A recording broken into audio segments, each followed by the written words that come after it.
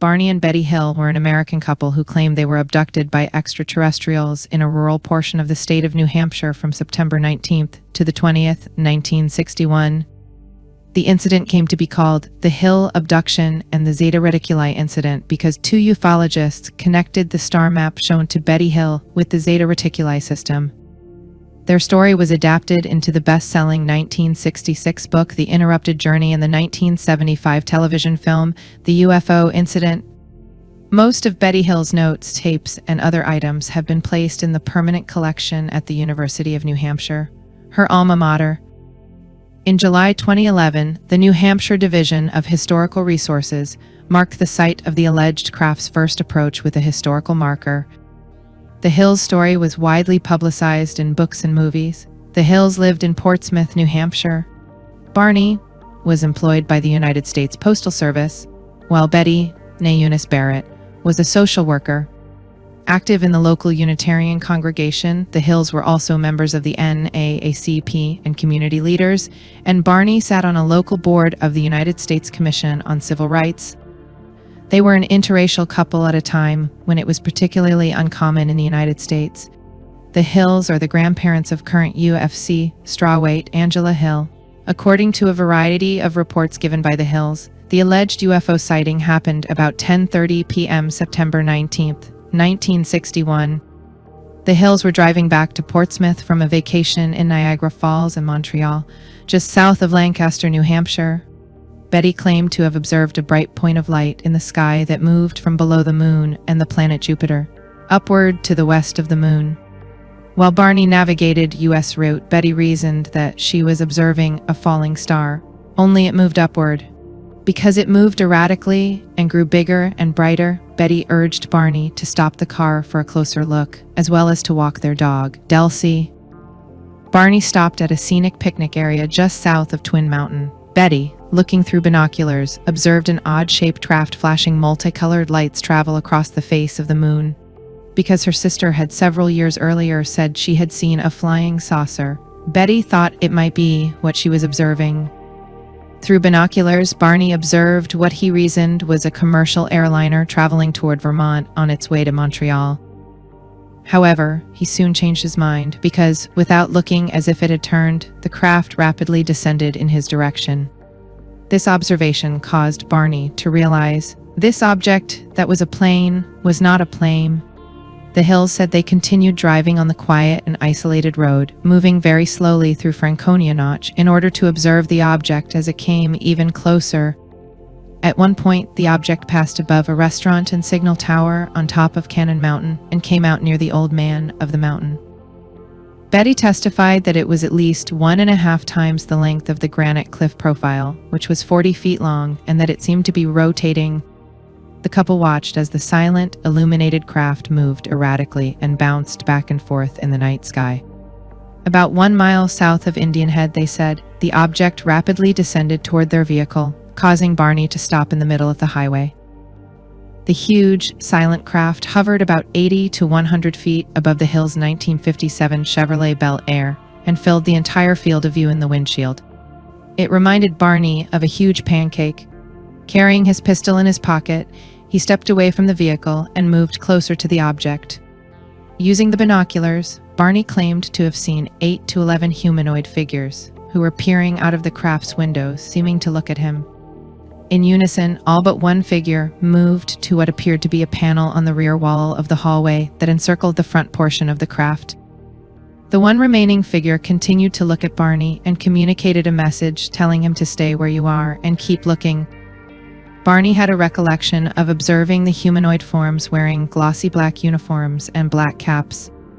Red lights on what appeared to be bat-wing fins began to telescope out of the sides of the craft, and a long structure descended from the bottom of the craft.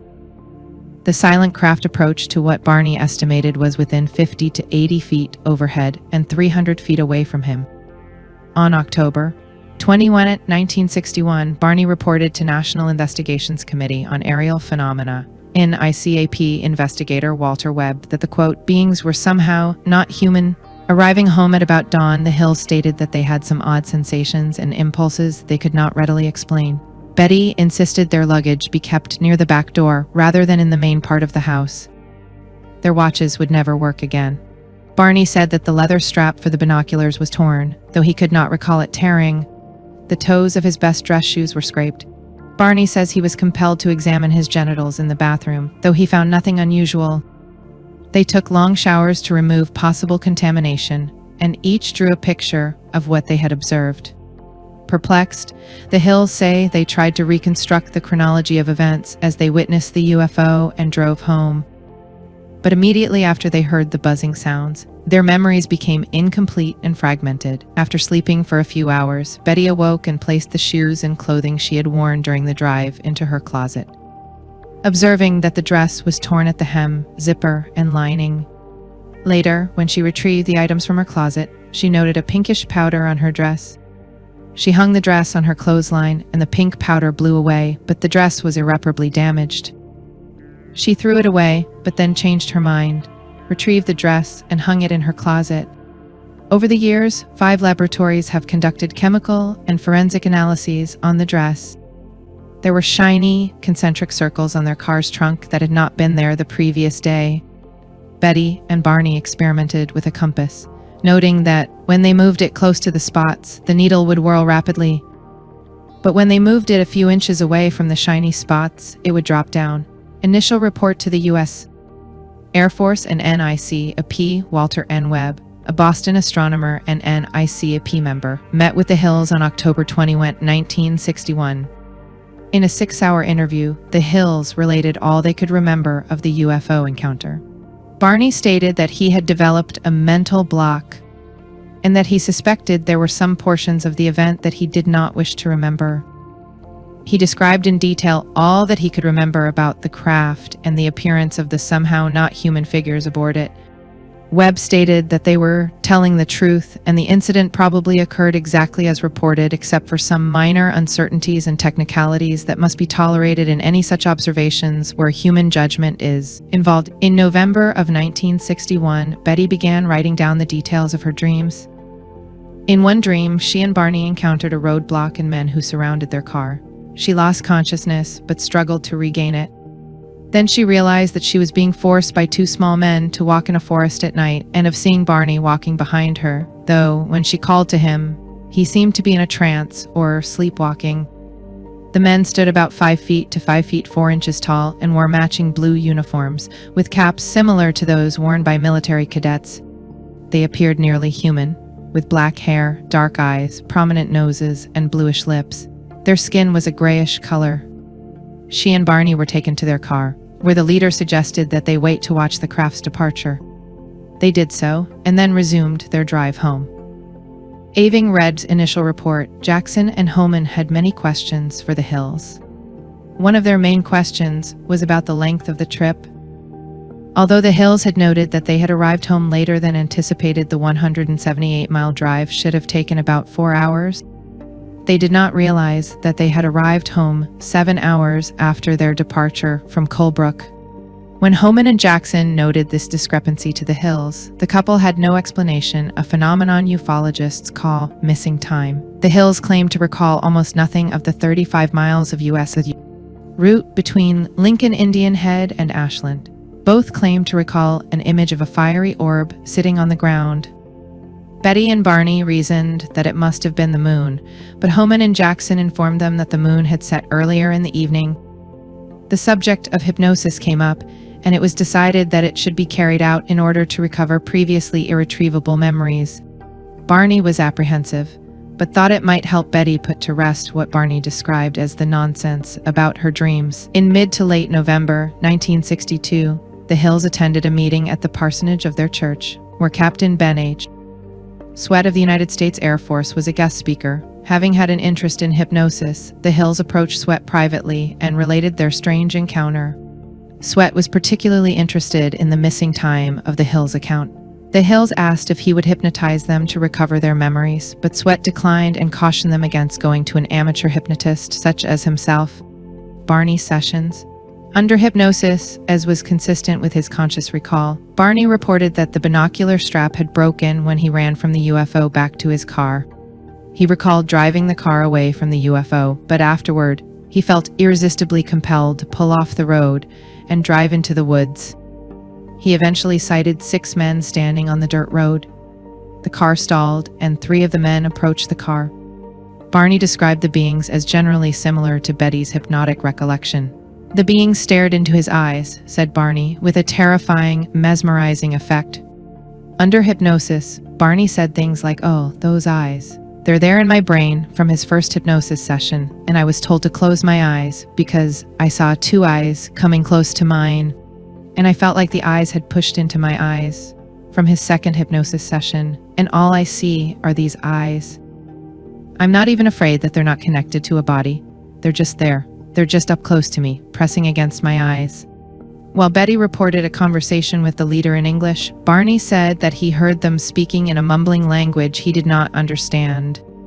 Betty also mentioned this detail. The few times they communicated with him, Barney said it seemed to be thought transference. At that time, he was unfamiliar with the word telepathy.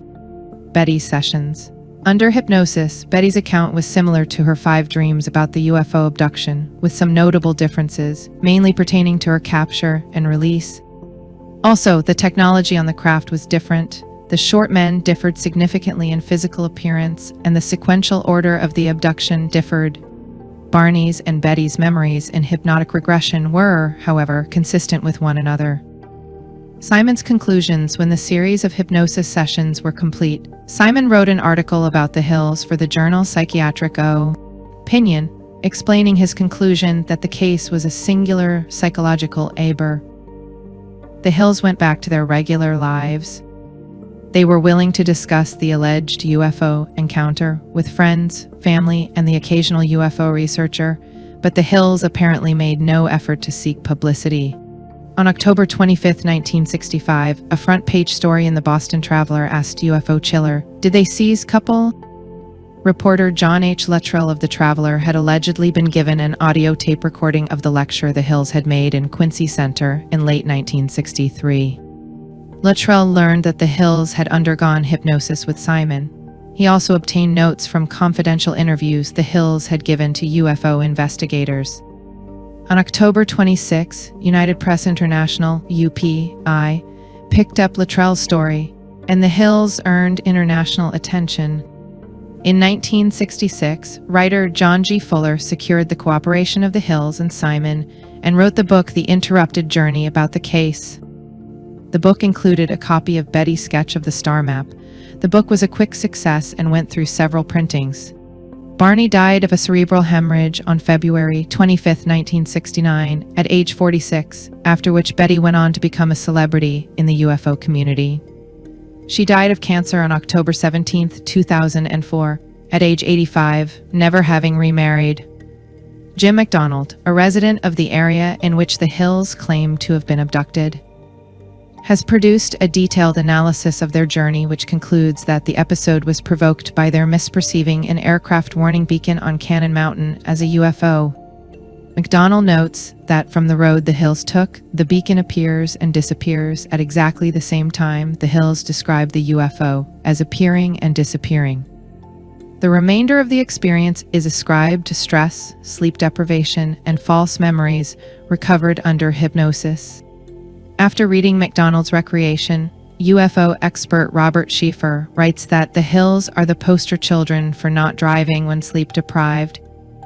In The Skeptical Inquirer, Schieffer also wrote, "I was present at the National UFO Conference in New York City in 1980s, at which Betty presented some of the UFO photos she had taken. She showed what must have been far more than 200 slides, mostly of blips, blurs, and blobs against a dark background.